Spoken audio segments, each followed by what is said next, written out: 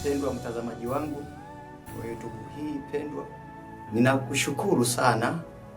Kama ulivyosikia ushuhuda kidogo hapa akielezea mtumishi wa Mungu amekombolewa kwa namna gani, na kuna jambo moja ameelezea pale, akasema mnaoishi kwenye familia za watu waliookoka mna raha sana, kifuatana kwamba wao au yeye alivyokuwa kwenye familia yao ameishi katika familia isiyomjua Mungu, hivyo ikampelekea kuingia kwenye maagano yasiyomfaa.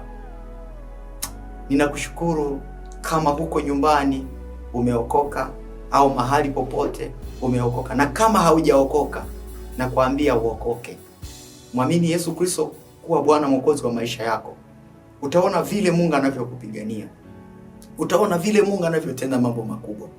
Huyu bwana alikuwa kwenye familia hiyo yenye mateso, na muda huu ndo amekuja kugundua, alipookoka kuiona nuru, ameona uhuru tena, hawezi kurudi tena kule shimoni, hawezi kurudi tena kuingia katika ufalme wa giza tena, maana amekuta nuru ya ajabu kwa Yesu. Na mimi ninakusihi, kama unahitaji neema hii kufikie mahali popote, mwamini Yesu Kristo awe Bwana na Mwokozi wa maisha yako.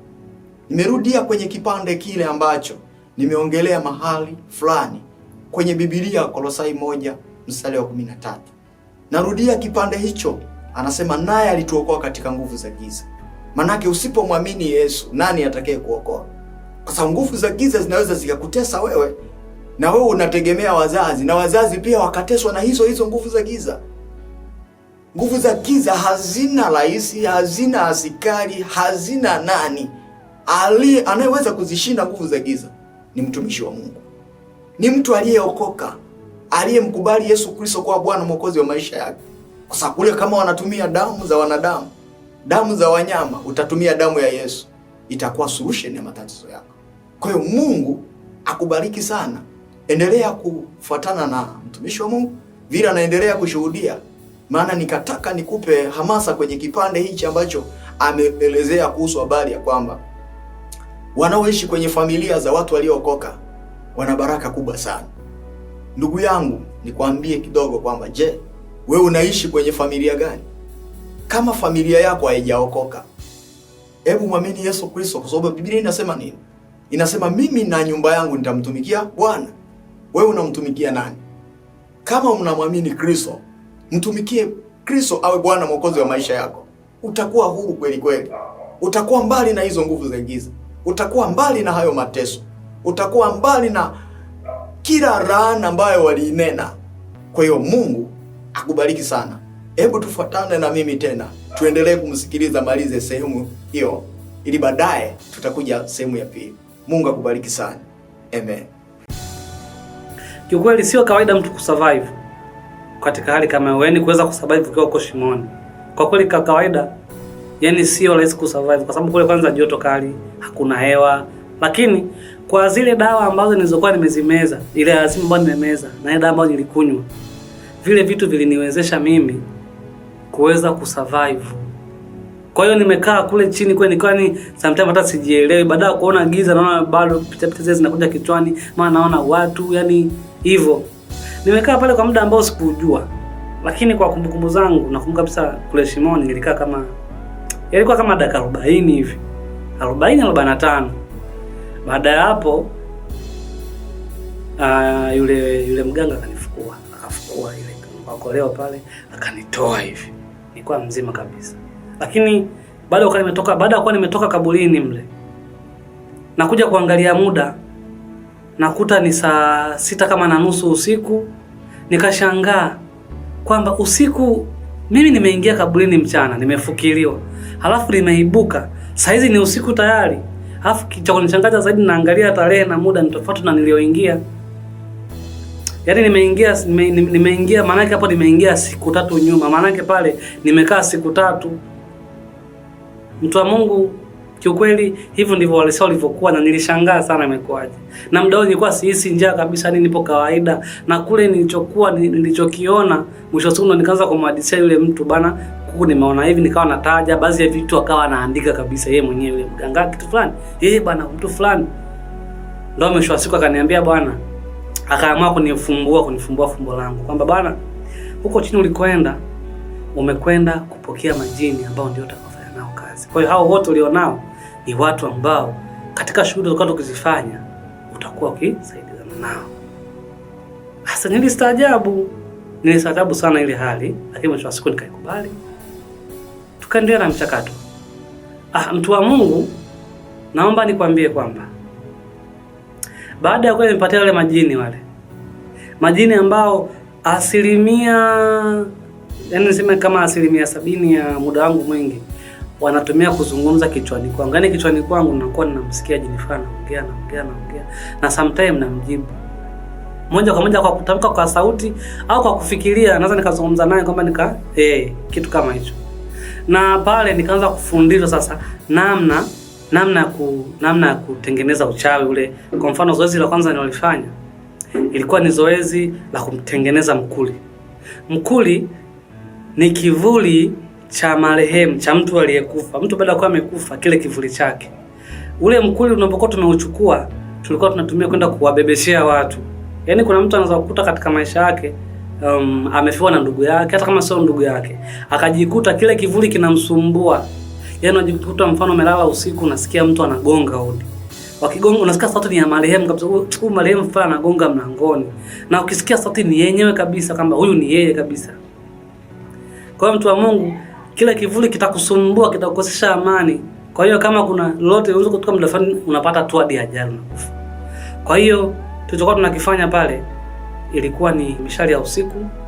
Tunakwenda makaburini usiku wa manane huo. Na kuna wakati tunakwenda physical tu kawaida mwili, kwa kutembea tu kawaida. Kuna wakati tulikuwa tunatumia ungo katika kuruka. Na katika kuruka kuna njia mbili kubwa ambazo tulikuwa tunazitumia. Tulikuwa tunatumia ungo na wakati mwingine tunatumia pembe. Kwa hiyo mtu wa Mungu, tulikuwa tumekwenda kule makaburini kule kwenda kufufua ile mikuli. Tulikuwa tuko watatu, mimi, yule mganga na wale watu wengine.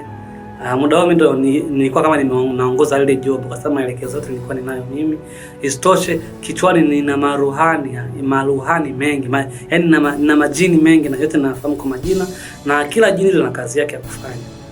Na kila jina na kitengo chake. Kuna kijini ambao anahusika na yaani mambo tofauti tukoona tunamtumikisha kadri vile ninavyotaka. Kwa tukaenda kuchukua ile mikuli, vile vivuli vya wale wafu. Baada ya kuvifufua kuna majina ambayo tulikuwa tumeshapewa kwamba watu wanataka wabebeshwe hivi vitu. Kweli tukafanya hivyo. Lakini pia mtazamaji, mtu wa Mungu, naomba nikwambie kwamba hii mikuli ambayo naizungumzia sasa hizi, kivuli cha mfu, zamani ilitumika tofauti. Zamani kile kivuli cha mfu, wale wazee kipindi wanaabudu miungu, ndio njia ambayo ilikuwa ikitumika kwa yule mtu aliyefanya tukio la mauaji. Kwa mfano mtu fulani ameuliwa, hafu hajulikani ni nani, basi pale kinakwenda kuinuliwa kile kivuli ili kwenda kumsumbua yule aliyefanya ile tukio la mauaji. Kwa kama ulifanya tukio, basi yule mtu aliyemuua utashangaa usiku anakuja mara kwenye ndoto, mara uko naye kabisa. Sometimes mpaka unamuona live kama yule pale unamuona. Kwa hiyo njia ndio wazee wa zamani walitumiaga kufanya mambo kama hayo. Lakini sasa kwa kipindi hicho ambacho mimi ndo nafanya hayo mambo, tulibadilisha kawa tofauti. Unajua kazi ni kubadilisha tu matumizi. Kisu badala ukatia nyanya, mtaenda kuchomea watu, kitu kama hicho. Kwa hiyo ndo mtu wa Mungu. Kwa hiyo waganga wakafanya kama kubadilisha matumizi ya ule mkuli. Badala ya kufanya vile ambavyo inavyotakiwa, sasa nao anageuza, inakuwa sasa unaweza kumbebesha mtu yoyote. Kikubwa tu mtaje majina yake na wewe na baadhi ya vitu vyake, mfano kama nyayo wakati mwingine na nini zake. Ukishambebesha yule mtu, tena bahati mbaya sasa unakwenda unatafuta yule mtu ambaye alikufa alafu anamfahamu ili iwe nzuri zaidi kwamba unamfahamu ni mtu fulani, unashangaa unatupiwa mkuli wake bila wewe kufahamu. Kwa hiyo hizo vitu tumevifanya sana kwa watu wengi ambao baadaye baada ya kuwa nimeokoka na kuacha hayo mambo ilibidi tu nikawa nafikiri nitakuelezea huko mbele tutakuelekea. Kwa hiyo mtazamaji wangu, tumefanya shughuli ya mikuli, lakini kitu kingine pia tukafanya kuenda kuchukua misukule. Msukule ni mtu kama mimi, ni mtu kama wewe, na msukule hajafa, isipokuwa kuna mazingira anayokuwa ametengeneza, ambayo sisi tumetengeneza ya kumficha yule mtu. Na mazingira huwa hayafanyiki kwa siku moja. Mazingira kumchukua mtu kumfanya kuwa msukule huwa yana maandalizi. Maandalizi yake, yule mtu lazima tuandae kwanza maradhi madogo madogo kumchukua mtu. Tunatengeneza maradhi. Yapo majini ambayo kazi zake ni hizo. Hapo utashangaa mara hili, mara ugonjwa unaibuka. Isipokuwa tu ile siku anaonekana kwamba amekufa. Ile ndio siku ambayo sasa yule mtu anabadilishwa. Inapoonekana tu kwamba pale amekufa, wakati watu wanataharuki, amefariki. Pale si ndio tunafika. Tukishafika pale tunamchukua mtu wetu, tunakwenda kumhifadhi nyuma ya mlango. Yaani kwenye mlango ile kufungua mlango kwa nyuma yake, ndio tunamhifadhi pale. Tunamhifadhi pale kumwacha ili wao sasa wafanye, kwa sababu na pale tutakuwa tumemchukua yule mtu. Pale kuna mti fulani hivi, ni mti wa mgomba. Ni mgomba, unaona ule mgomba tunakatakata, au kuna mti fulani unaitwa kijogojogo kwa lugha ya kwetu kule. Baadhi wanaifahamu. Ndio tunaweka pale. Tunasubiri process ili wale watu wafanye msiba. Na kule watafanya msiba, watachukua kile kindizi kile wataenda kuzika. Lakini sasa wakishazika utaambia kwamba yule wanaenda kumzika sio yeye. Hapana, yule mtu, yani mtu wao kabisa, ndugu yao anakuwa yupo ndani. Na sisi kama wachawi sasa kwenda kumchukua yule mtu, tunakwenda kumchukua siku ya kutandua msiba. Ile siku ndio ambayo pale kabla tujamkata ulimi, kwa sababu anakata ulimi. Kata ulimi ili asije akazungumza kitu chochote kile. Kwa hiyo siku ambayo wanatandua msiba ndio siku ambayo msukule tunauchukua na kuondoka nao. Na kutandua msiba ni kitendo ambacho ni sawasawa na kumwapisha yule mtu ambaye tunayemchukua siku hiyo, kwamba wewe bwana hautakuja kurudi hapa nyumbani kwenu maisha yako yote. Kwa hiyo mtu wa Mungu, wakishaweka msiba, wakatandua, habari imeisha hapo. Maana yake kutandua kwenu ndio kukabidhi sasa wachawi mamlaka ya kumiliki yule mtu. Kwa ndio maana nikana nasema kuna mazingira mengine ya vifo yakitokea msiwe mnaweka misiba haraka. Yaani vitu kama hivyo. Japokuwa sio kwamba watu wanakufa. Lakini kuna mazingira lazima utazame kwamba imekuwa kuaje. Kuna vitu vingine unaweza kama unavifanya ni kawaida, kumbe ndio unafanyaje? Unaharibu. Ndugu mtazamaji wangu wa channel hii, na kukaribisha tena. Jina langu naitwa Mchungaji Bahati Mkondia, na tunaendelea na ushuhuda huu kwa ajili ya kijana huyu. Lakini leo tunayo sababu ya kusoma neno letu kwenye kitabu kile cha Isaya 42 na mstari wa 22.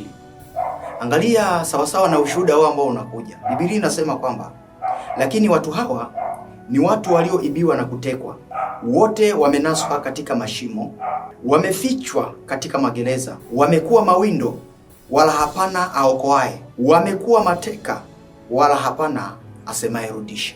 Ndugu mtazamaji, hebu sikiliza. Huyu ni mtumishi wa Mungu, nabii Isaya. Ameyaona haya, na neno la Mungu siku zote liko hai. Neno la Mungu siku zote, ndio maana tunapokuambia kwamba liko hai, kila siku ni jipya. Aliyaona na waliofuata waliyaona, na sisi tunayaona kwa macho, sio kwa kusikia tu, tunaona kwa macho. Utaona ushuhuda unaofuata. Huyu mtu alifikia kwenye stage ya kutengeneza vitu vinaitwa misukule. Msukule ni mtu ambaye hajafa, wanaweza wakamchukua wakamweka kwenye shimo wakamficha. Msukule ni mtu ambaye anaweza akachukuliwa mzima, katolewa ufahamu wake, lakini ninyi mtapigwa changala macho, mtapigwa giza na wanaoleta mgomba na kuweka kwenye jeneza mkidhani kabisa tunaenda kumzika. Lakini huyu mtu wakiwa wamemficha, anasema huyu mtu ametekwa, amekuwa mawindo, wanamteka na anakuwa hawezi akapiga kelele, hawezi akaongea, na wakionyesha ishara za kumtoa pale kwenda kumficha mbali na ninyi mlipo, anakubali, anafuatwa na mtu na anapewa ishara na anatii. Hawezi, kwa sababu anavutwa na nguvu ile ya giza. Ile nguvu ya giza ina nguvu fulani. So kwenye kitabu kile cha Kolosai na cha Efeso 6 mstari wa 10 anasema hatimaye mzidi kuwa hodari katika Bwana. Yaani hodari katika Bwana. Maana yake tayari kama hakuna hodari katika Bwana, ina maana kuna namna ya kuweza kushindwa ninyi kufanya kazi hiyo ya kuwakomboa watu. Huyu mtu Isaya anasema kwamba amefichwa kwenye magereza. Ina maana wameweka mahali ambako wanamweka mtu ambako ninyi hamwezi mkamuona, ila wao wanamuona. Utapiga kelele na kulia kwamba ndugu yetu kafa, kumbe hajafa. Wamemficha kwenye gereza lao, wamemfanya kuwa mawindo, wamefunga kinywa chao. Wana uwezo wa kufunga mtu kinywa hata siweze kutamka. Yaani kabisa unafungwa kinywa, huwezi ukatamka. Kuna watu wanashtakiwa na kesi, na zile kesi inawezekana wao walikuwa washindi, lakini mtu mmoja anaweza kaenda kwa mganga wa kienyeji na akatafuna dawa. Ukifika pale ili uongee point, unaongea kitu ambacho sicho. Manake nini? Wamekukamata kinywa. Unakamatwa kinywa. Naiwahi kushuhudia mtu fulani alikuwa anatembea mahali fulani, hapana kisiki, hapana bonde, akajikwana, akadondoka, kaanguka vibaya sana. Alipokuja kuangalia mahali pale hakukuta chochote. Lakini baadaye tulipokuwa tunafanya huduma, yule aliyemdondosha alikuja akasimama akasema, ni mimi nilimpiga ngwala. Sasa unakuja kushangaa alikuwa wapi? Hatukumuona. Nini? Yuko kwenye gereza hilo, yuko kwenye giza hicho, yuko kwenye kifungo hicho. Kona kutadharisha mtumishi, unapoendelea kujifunza mambo haya mazuri, usije ukadhani kabisa kwamba hayapo kwenye maandiko. Ndio maana hapa nimekusomea kwenye kitabu kile cha Isaya. Anasema lakini watu hawa, kumbuka anaongelea watu, haongelee mnyama mwingine. Anaongelea lakini watu hawa ni watu walioibiwa na kutekwa. Inawezekana ni wewe. Inawezekana ni wewe mpendwa, wewe ukawa unafuatilia tu kwamba labda watu wengine. Wewe unapolala unalala vizuri. Unapofanya kazi unafanya kazi vizuri. Unakuta kabisa mnaenda na mtu mwingine, unapata kazi vizuri, lakini ndani ya siku ngapi ina maana hiyo kazi unafukuzwa. Umefichwa kwenye gereza. Mambo yako yameharibiwa. Anasema ni watu walioibiwa. Wamenaswa sasa kwenye mashimo. Tayari unanaswa, una uwezo wa kuwekwa kwenye shimo na usitoke. Sasa kama yeye mwenyewe ameshuhudia kuwa aliwekwa kwenye kaburi, yana anaenda kujifunza mbinu za kukukamata wewe uliye mzima huku, akufiche kwenye ufalme wa giza, alafu watu wasikuone mpaka watakapoanza kukutumia. Jamani, hebu fuatana na jambo hili vizuri, msikilize anachoendelea kushuhudia. Lakini hili neno ninakupa lina uzima ndani yake. Unapoendelea kushuhudia mengine, unashuhudia na mtu anayeshuhudia. Angekuwa ni mtu ambaye amechanganyikiwa, tungesema angekuwa ni mtu ambaye aliwahi kurukwa na akili, tungesema angekuwa ni mtoto mdogo, tungesema Lakini ni mtu ambaye ana akili zake, ni mtu ambaye anajitambua, sio mtoto, ni mtu mzima, anaeleza. Na kama unajua kabisa ni mtu mzima anaeleza na akili zake zote. Kuna watu wengine wazima na wana akili, haya mambo watakapoyafuatilia na kuyasikiliza kiundani zaidi, watajua huyu mtu anatuchongea. Sasa hawezi wakampata kwa sababu ashaokoka. Mungu akubariki sana.